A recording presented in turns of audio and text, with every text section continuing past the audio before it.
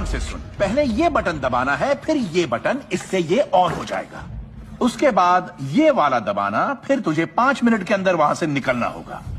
अब सुन, चाहे कुछ भी हो जाए, ये बटन मत दबाना, वरना बॉम्ब उसी वक्त फट जाएगा और हम सब मारे जाएंगे।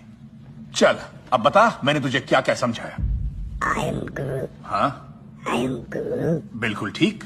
I am Groot. नहीं, ये वाला बटन दबा के सबकी जान लेगा क्या? फिर से कोशिश कर। I am Groot. I am Groot. हाँ। I am Groot. अरे नहीं, अभी तो बोला ये वाला नहीं, दिमाग में कीमत है क्या? वहां नीचे जाकर तुझे कौन सा बटन दबाना है मुझे बता दी। नहीं! चुप कर और कहीं से टेप लेकर आ।